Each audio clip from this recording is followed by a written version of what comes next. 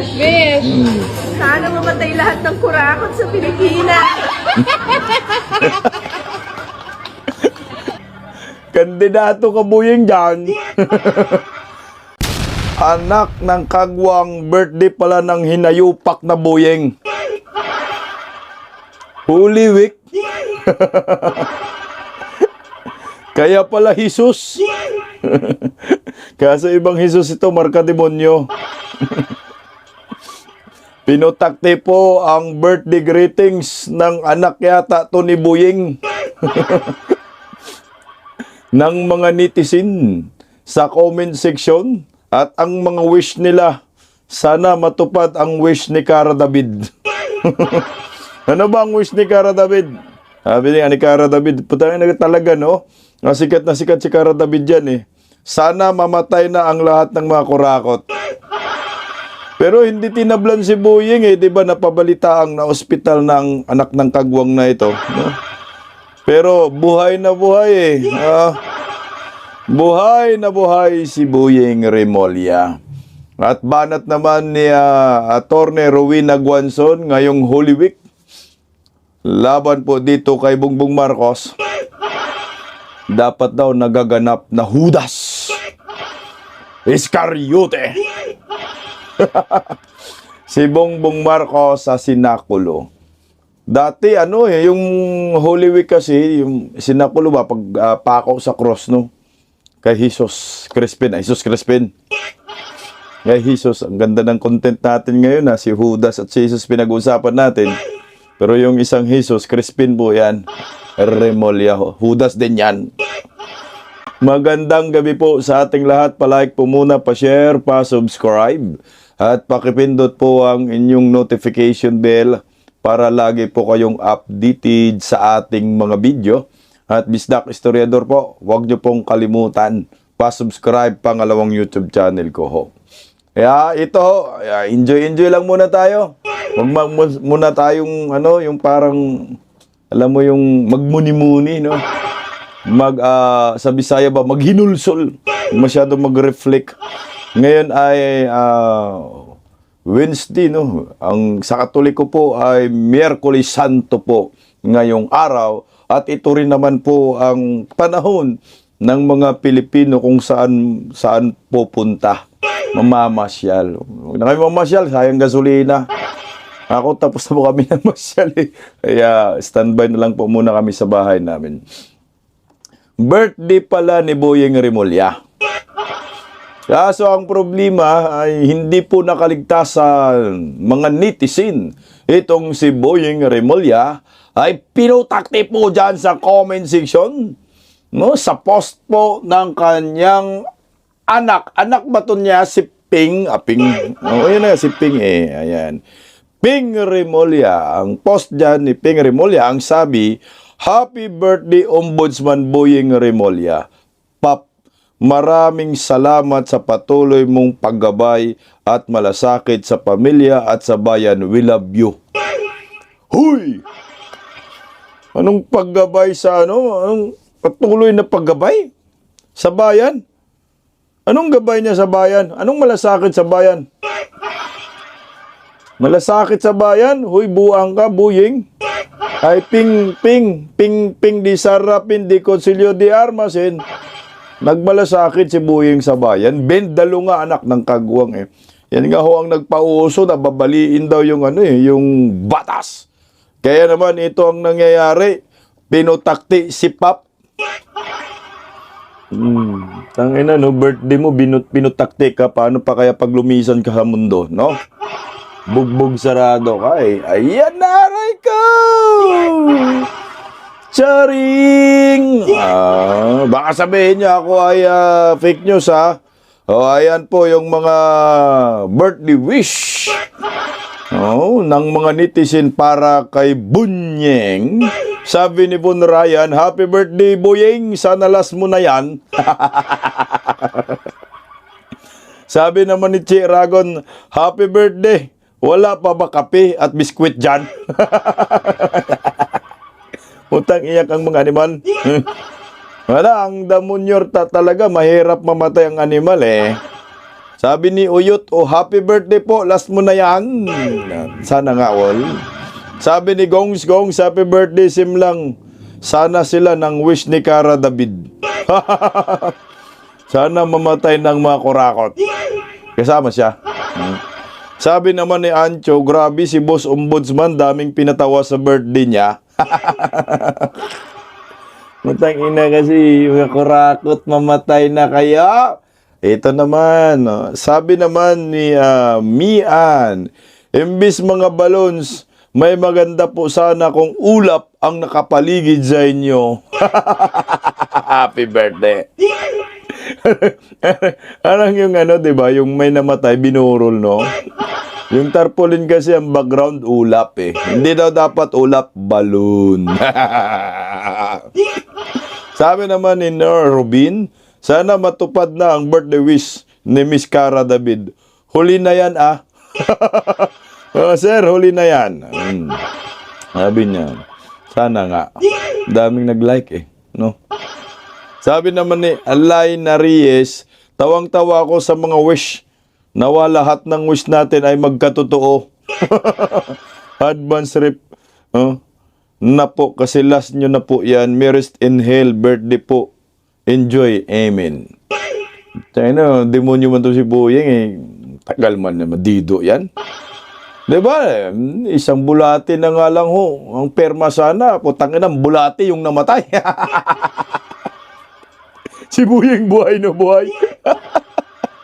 Sabi naman ni Tatin, happy birthday sana. Mabasa mo mga bumati sa'yo kahit 5 comments lang dito. Siyempre nagbabasa naman yan eh. Tanginan si Ping. Post ni Ping yan eh. Rimulya. Talagang mababasa niya ho yan.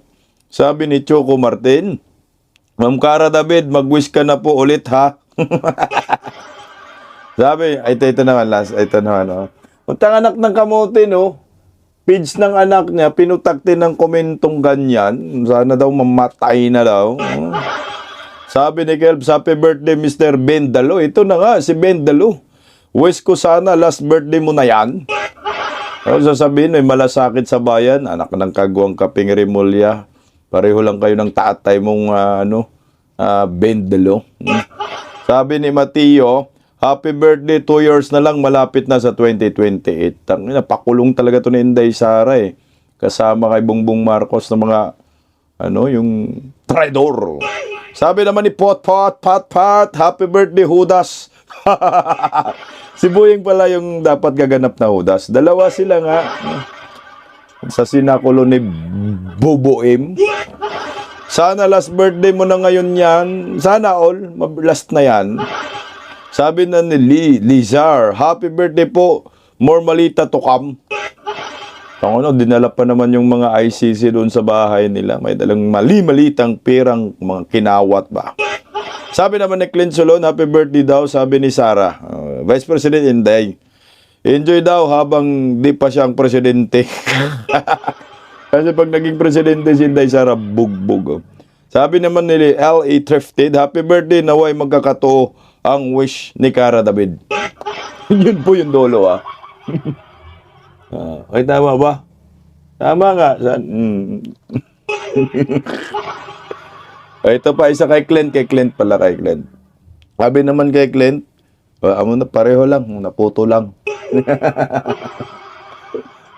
Anak ng kagwang no, mantakin mo, birthday mo pero iba yung mga wish sa birthday mo. Anong wish? Ito po yun, matupad daw ang wish ni Cara David.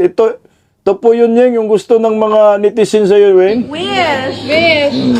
Sana mamatay lahat ng kurakot sa Pilipinas. Kandidato ka, Boyeng, dyan. Ako mag-wish din ako para kay Boyeng. Sana, wish ko sa'yo, Boyeng, sana matupad na rin ang wish ni Cara David. Nakanang kagwang ka.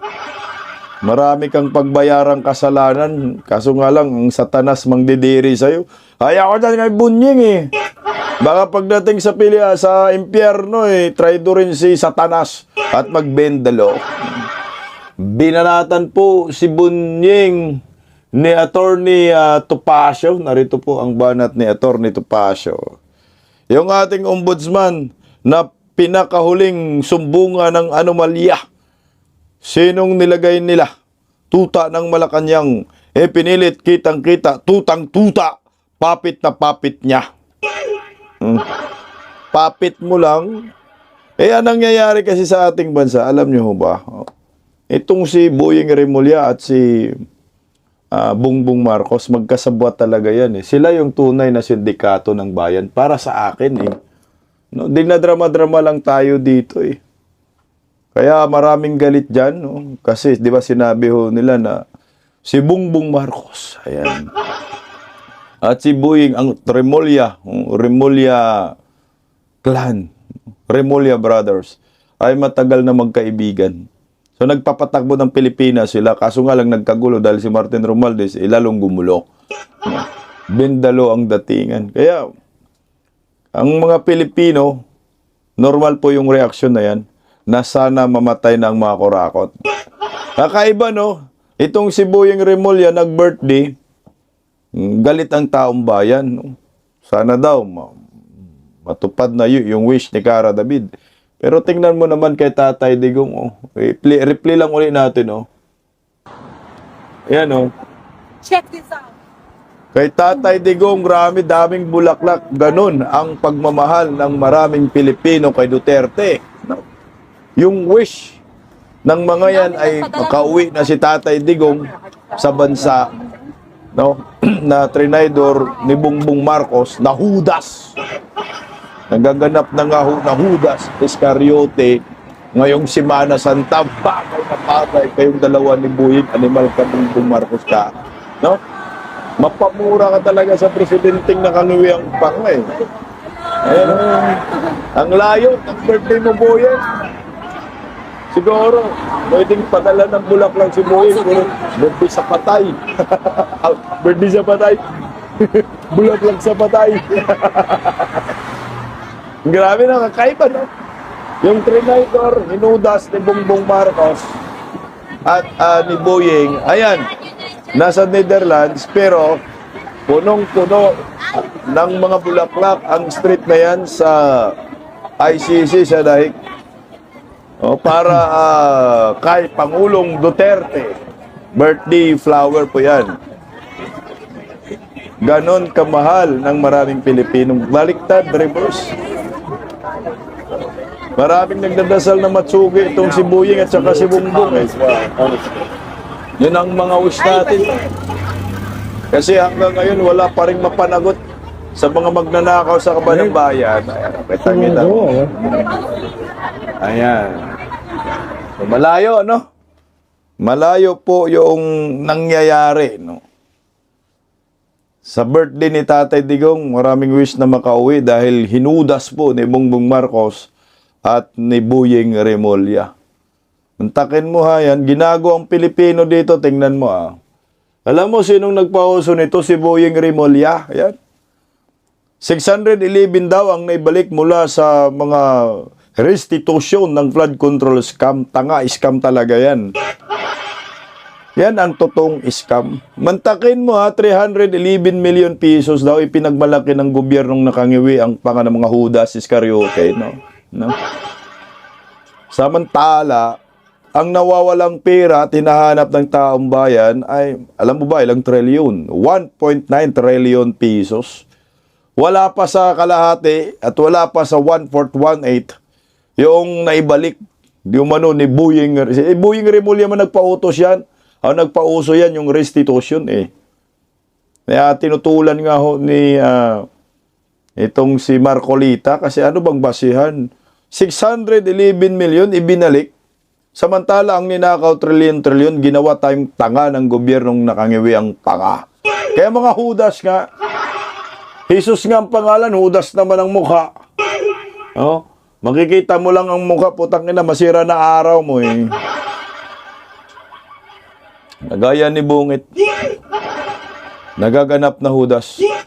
Sabi ni Atty. Rowena Guanzon, anak ng kagwang si BBM daw ang bagay nagaganap na Judas sa mga sinakulo ngayong Holy Week. Ito po, pakinggan po muna ano ba yung sinakulo. Dati rin, nakasali po ako dyan, pero hindi ako si Udas. Ako yung nagpako sa cross kay Jesus. Crispin Rimulya. Papanoorin po muna natin, pakinggan natin balita. Mga kabataan ang nanguna sa tradisyonal na senakulo sa ilang bahagi ng bansa para sa Semana Santa. Nais raw nilang isapuso ang aral sa pagpapahirap kay Jesucristo. Nasa frontline ng balita yan si Mon Gualvez.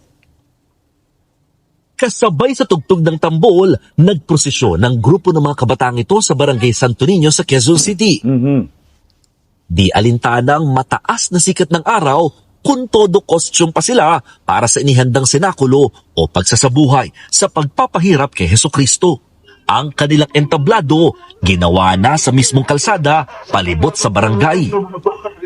May katlong ulit mo rin siya ipagkakaila. Yo, Pedro, tatanungin kita. Sino ang taksil sa atin? Hindi ba't ikaw? Pang-10 taon nang sumasali sa senakulo ni Jonel Peralta na siyang gumanap na Kristo. Panata na raw niya ito, pati ng paghihikayat sa ibang kabataan na sumali. Sa awa po ng Diyos, sinasapuso lang po nila yung bawat binibigay po namin na karakter sa kanila. Yung nagagampanan naman po nila ng mas magaling, mas mahusay. Aminado si Jonel, hindi madali maengganyo ang ibang kabataan na madalas nahihiya at busy sa ibang bagay.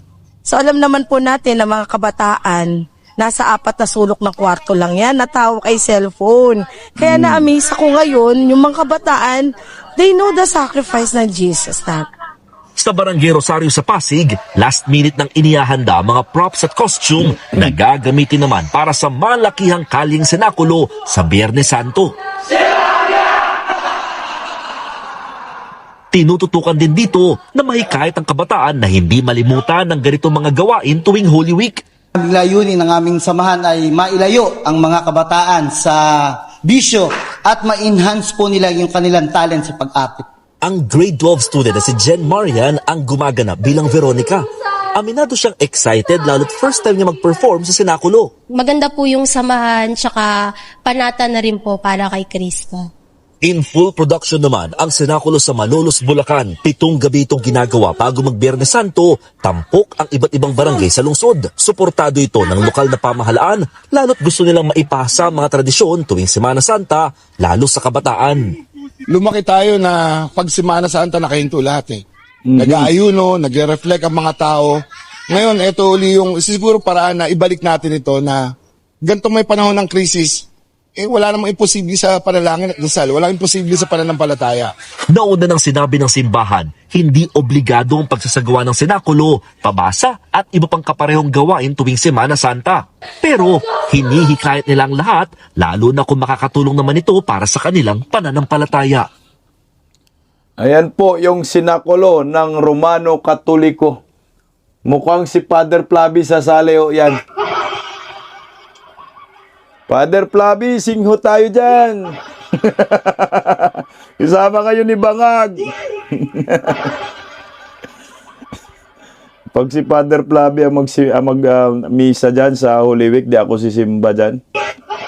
Batuhin ko yan ng bato. Puting bato. Father Flavi, ang puting bato. Tingot na. Ito nga ho yung banat ni Atty. Rowena Guanzon kay Bongbong Marcos. Pwede ka bang gumanap na huda sa sinakulo?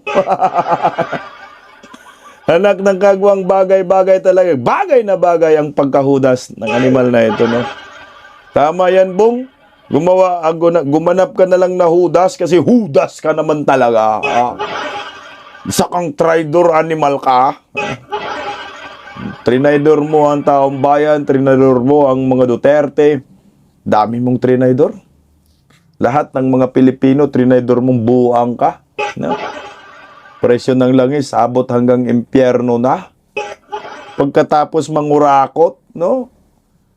Anak ng kamote, yung presyo ng langis, pinarating sa pinto ng impyerno ang presyo.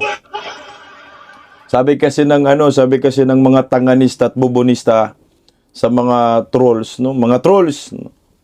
Ito ho ang sagot ko sa inyo, animal kayo. Dapat magiging hudas talaga sa sinakulo ang buang na ito. Ito yung hudas in real life, si Bongbong Marcos. Sasabi kasi nila sa akin, Bisdak, bakit si BBM ang sinisisi mo sa pagtaas ng presyo ng langis at minumura mo pa? Putangina, kamura-mura naman talaga itong hinayupak na ito. Alangan naman, sino ba ang dapat nasisihin ko? Sino ba dapat ang murahin ko? Si Inday Sara?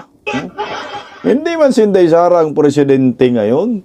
Ang presidente si Judas nga, si BBM. Siya po yung presidente, kaya dapat siyang murahin. Mga hinayupak kayo. Tsaka ito, makinig kayo, mga bubonistang tanganista. Pinangako niya nung nakarang eleksyon, di ba? Anong sabi? Na sana, na pag siya ang presidente, magmura lahat ng mga bilihin. Di ba yan ang sinabi nyo, mga tanga nyo? No? What ang palitan ng piso kontra dolyar, piso equal to 1 dolyar equal to 1 piso. Ang tanga ninyo, 61 na ngayon. Senior citizen, magmura ang bilihin, anak ng kagwang gasolina, magkano na po ang presyo ng langis? Ang diesel sa probinsya, 140. Dito, 129, di ba ho? Ganun katindi. Mapamura ka talaga at sisihin mo talaga siya. Bakit? Tingnan nyo ha. Kay former President Rodrigo Roa Duterte, mga anak kayo ng kagwang, yung presyo ng langis, hindi man umabot ng ganyang kataas, 100 plus. Partida pa yun. Kay Bungit, no? Ang meron lang digmaan. Digmaan lang ha. Pero kay Tatay Digong, ang meron digmaan sa Middle East, digmaan sa Ukraine at Iran, Ukraine at Russia, at pandemya. Isipin niyo po yung tatlong nangyayari yan kay Tatay Digong. Pero ni minsan ay hindi po tayo natatakot at hindi tayo naka-experience ng pagsipa ng tudo-tudo ng mga bilihin at lalo na po ang presyo ng langis. Yan ho ang pagkakaiba. Kahit sabihin po ninyo, buong mundo man yan, apektado, buong mundo nga ho. Pero bakit ganito kasobra-sobra ang pagtaas ng presyo ng langis sa atin? Buong mundo tayo ang pinakamahal na langis. 100% yung in-increase. Kaya tama lang murahin itong hinayupak na Judas na ito. Judas kay Tatay Digong, mantakin mo. Tinulungan para magiging Pangulo ni Inday Sara. Butang ina. Ngayon hinudas ang mga Duterte, si Tatay Digong pinadala sa dahig. Si Inday Sara gustong ipa-impeach, kaya dapat ka talaga bungit. Ang tawag sa'yo, Bongbong Judas. Jesus Crispin Judas. Si Inday Sara, inimbestigahan nun ninyo patungkol sa confidential funds, intel funds. Pero itong si Bongbong Marcos, merong 4.5 billion pesos na confidential funds. Na ngayon, meron pa rin confidential funds sa kabila ho ng crisis sa ating ekonomiya. Kaya tama kang Judas ang pangalan ng Imalka. Kaya pinalagan po ito, nais mo paimbestigahan ng ilang mga grupo, ilang individual, no? Itong 4.5 billion pesos na intel funds. Kasi ginawa ho nila kay Inday Sara yan eh. Di gawin din kay Bongbong Marcos. Pakinggan po natin. Sir, papatuloy na tensyon sa Middle East na nakaapekto sa Pilipinas. Lumulutang ang tanong, nasaan at paano ginamit ang bilyong-bilyong intelligence at confidential funds ni Pangulong Ferdinand Marcos Jr. na sana'y nakatulong upang mapagaan ang krisis at epekto nito sa bansa? Si Angel Pastor, magpapalita. Umaabot sa 4.5 billion pesos ang intelligence funds ni Pangulong Ferdinand Marcos Jr. Matatandaang sa unang quarter ng 2025, hiniling ng palasyo ang paglalabas ng pondo para sa maagang pagtukoy ng mga banta at paghanda sa mga krisis. Pero ayon kay retired Brigadier General Carlos Kita, tila sa politika at sa pag-atake sa mga kritiko ng administrasyon, mas nakatuon ang pansin ng pamahalaan imbis na sa maagap na aksyon. Yung intelligence pa nga ni BBM is 4.5 billion, no? Dapat yan ang tinututukan niya na alamin kung ano ang dapat na ano nangyayari at mangyayari at ano ang dapat na responses dito. Ang problema, ang nangyayari is ang tinututukan nila is yung politika, yung like for example, itong impeachment. and i-demolish yung mga ibang political opponent nila. So yun ang problema. Dahil sa laki ng halaga, giit ni Kita, dapat itong masusing i-audit at ipaliwanag sa publiko. Question nga doon, ginamit ba talaga sa intelligence operations yun, yung pondo na yun? Kasi sir, Yun ang question mark. Yun ang dapat na ina-account. Yun ang dapat tino-audit dahil sa laki ng halaga na yun. Sinigundahan ito ni retired Police Colonel Jonathan Galang. Anya sa intelligence work, may mga indicators o senyales na nasuri na noon pa lang para sa mabilis na pag-aksyon. Sa intelligence po kasi meron pong tinatawag, ano po yan merong tactical, merong strategic intelligence. Sa halagang 4 billion, you should have been able to predict or evaluate yung nangyayari as early as last year. Kasi po may mga indicators as Ma'am Cecil was saying. May mga may mga lumalabas na indicators Iyan po yung mga tinitignan sa intelligence operation. Tinitignan niyo yung mga indicators, nagtutugma ba? Ito ba kailangan na ng action plan nito? Pero scenario planning na correct, dapat. ma'am. Pero sayang yung 4 billion. Tingnan nakahang tayo ngayon. Pagtataka naman ng ekonomistang si Cora Guidote, bakit tila hindi handa ang bansa, gayong kaalyado naman ng Estados Unidos na may direktang access sa international intelligence. Nakakapagtaka pa dito kasi alay tayo ng US. Ang US ang nag-umpisa ng gera. So bakit hindi tayo nakakuha ng intelligence? Diba? Dapat nakahanda na tayo. Sa huli, giit ng mga eksperto, hindi sapat ang tambuhalang pondo kung wala namang konkreto at epektibong tugon sa panahon ng krisis. Para sa Diyos at Pilipinas, kung mahal, Angel Pastor, SMNI News. Ang galing ng parang tingin ng ni Guidote, no, yung expert na yun. Tama ho, kasi ang Amerika po yung nag-umpisa ng gyera. Ang Pilipinas at ang Amerika sa pamumuno ni Bangag, sabi nga brother to brother no. Talagang tutang-tuta si Bangag ng Amerikano. Pero bakit hindi alam nila, hindi sila nakakuha ng intel na magkakaroon ng digmaan, didigmain ng Amerika ang Iran. Dapat malayo pa lang, alam mo na itong Bangag, may intel funds ka hindi kayo nakakuha ng intel dyan Di ba ho? Di sana, nag-imbak na tayo, nag-imbak ng langis para sa pang-1 taon. Tama, kailangan imbestigahan itong 4.5 billion ni Bangag dahil kung ito ay nagamit sa tama, di ho sana wala tayong problema sa langis. Di ho sana nakaimbak tayo ng langis na hanggang pang-1 taon na kahit aabot yung digmaan sa 6 na buwan o 1 taon, hindi tayo apektado sa presyo ng langis dahil nakaimbak na ho tayo.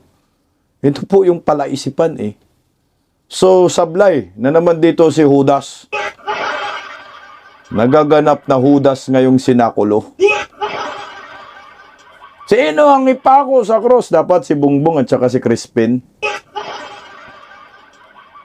Dahil trinidor po nila ang taong bayan. Ito po yung nangyayari ngayon sa atin Kaya naman ito, babasahin po muna natin itong mensahe ni Vice President Inday Sara para sa ating mga Pilipino na nagdiwang po ngayon ng Kwaresma.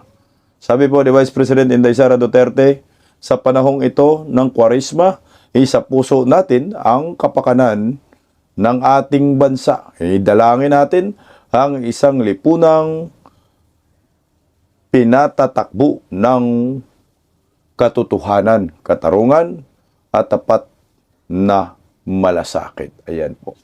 Ayan yung mensahe ni Vice President Inday Sara Duterte para sa ating mga Pilipino. Sana po magiging presidente ka na, Day, dahil kailangan na po natin ipako sa cross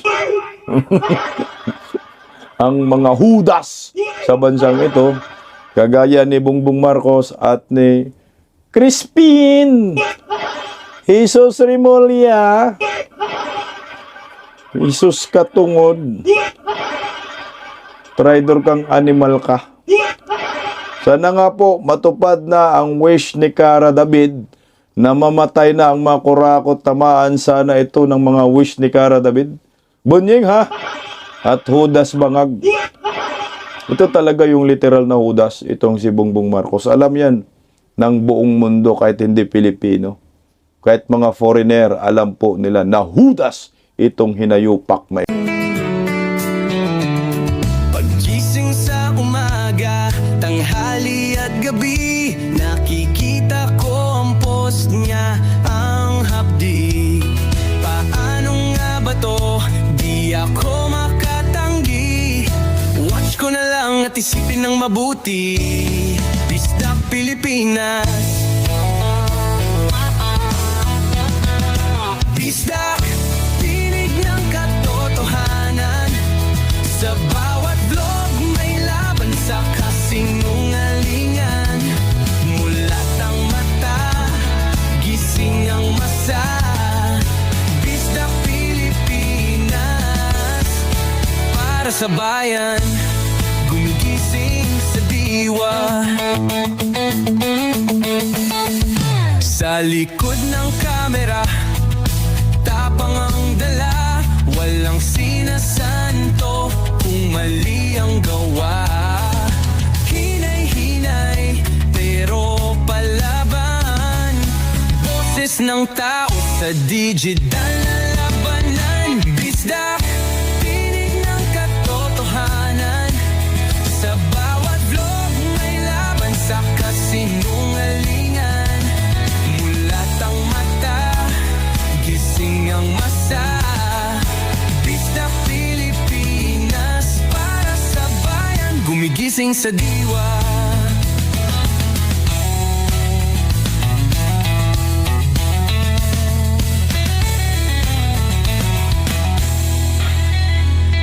Hindi artista, hindi politiko, pero ang katotohanan, sigaw niya ay buo. Sa YouTube o Facebook man siya makita, may aral ka pa rin, may uwi sa bawat salita. Bisdak, gising sa katotohanan, di lang kwento, kundi panawagan. Sa bawat Pilipinong naghahanap ng liwanag, Bisdak Pilipinas, kasama sa pagbangon ng bayan. Bisdak Pilipinas, boses ng masa, gising ang diwa. Sa vlog mo, may pag-asa.